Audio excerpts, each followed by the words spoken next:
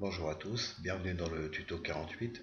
Donc nous allons voir cette fois-ci comment créer une petite animation comme celle-ci.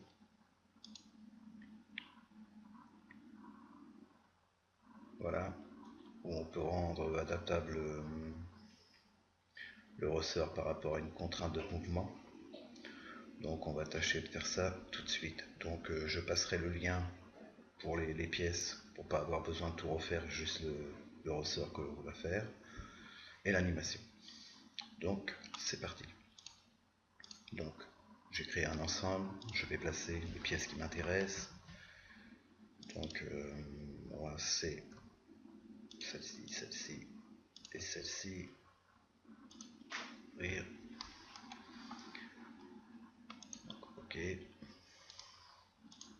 Annuler. Je vais tout de suite bloquer l'amortisseur. Ok. Donc je vais copier la coupole et il m'en faut une autre, coller. Donc ok.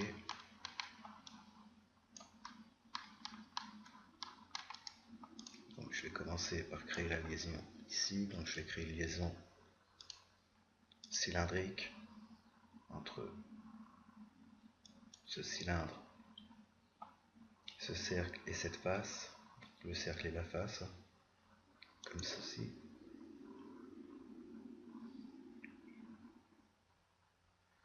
Bien sûr de l'autre côté. Ok.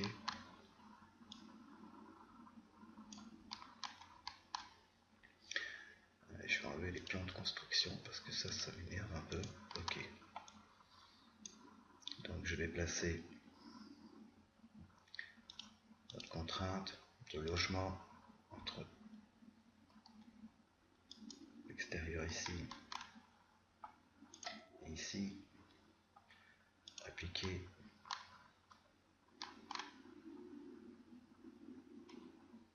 Et donc intérieur ici, ici, de l'autre côté. Ok. Donc maintenant, j'ai toujours mon mouvement sur X. Donc maintenant, je vais créer le ressort. Donc, nouvelle pièce, nouvelle esquisse. Ok, donc oui, je voulais montrer que le diamètre de la coupole c'est 120, diamètre intérieur. Ok, donc je retourne sur ma pièce. Donc là, je vais faire un cercle de 120 qui représente le diamètre intérieur de ma coupole. Terminé.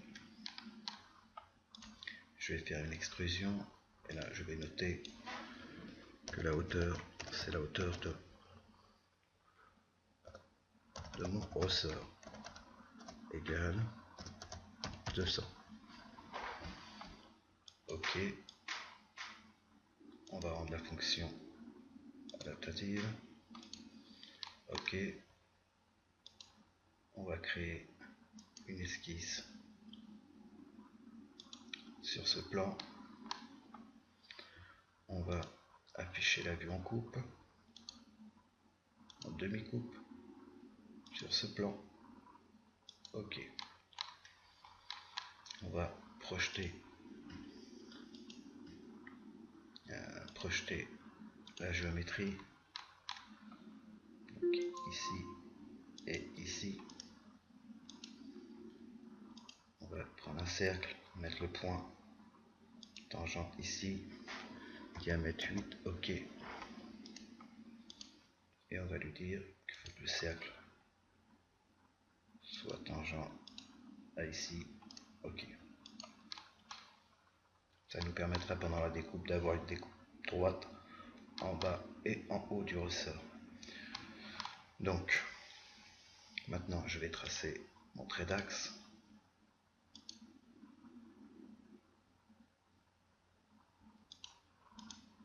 Ok. Terminé. Fonction hélicoïde. Donc là, ma face est déjà sélectionnée. Il me demande mon axe.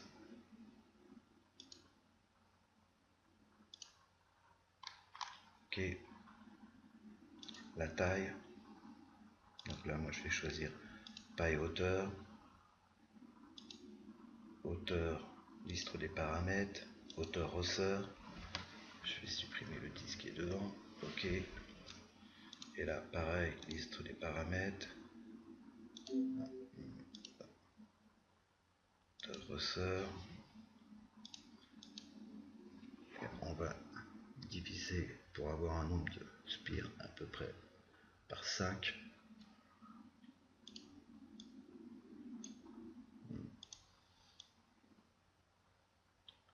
Par 5, oui, ok. Ok. Ah, j'ai oublié un petit truc quand même qui a son importance. C'est l'intersection. Ok. Ok, donc là c'est normal. J'ai ma vue en coupe. Donc terminer la vue en coupe. Donc voilà. On va lui mettre une petite couleur. Du rouge. Ok.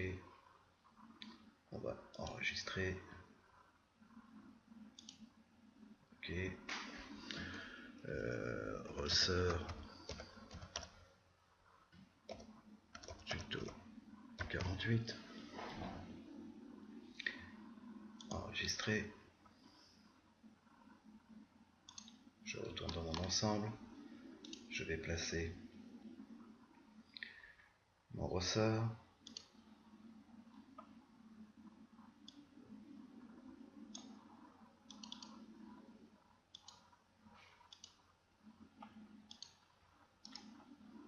Ok. Je vais afficher les plans. Ok. Je vais rendre mon ressort adaptatif. Ok. Dans mon ensemble. Mon ressort adaptatif. Je vais aller chercher l'axe d'origine. Ok. Il est ici. Ok. Et je vais dire une contrainte entre cet axe et cet axe appliqué entre la face qui est ici et cette face là, 0 appliqué, et de cette face là à cette face là appliqué. Donc voilà, on a rendu le ressort adaptatif. On va créer une contrainte ici. Alors, entre cette pièce là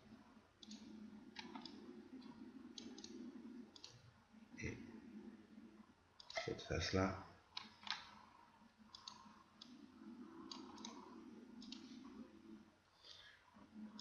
on va lui mettre 100. Ok. Donc, dans mes relations, je retrouve le pilotage. Je vais la piloter.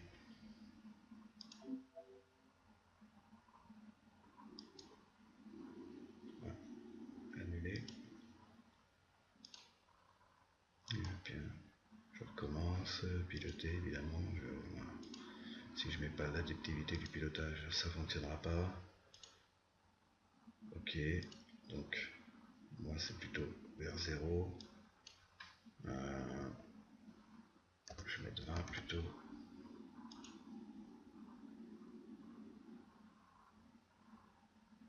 Ok. On arrive.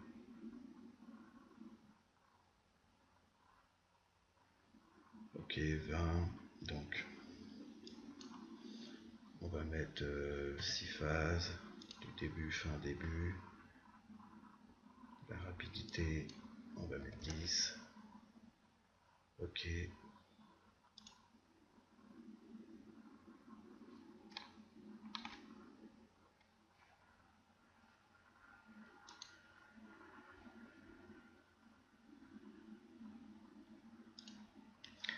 Donc voilà comment on anime un ressort. Donc j'espère avoir été assez clair. Je vous souhaite bon courage. Bye bye, à la prochaine.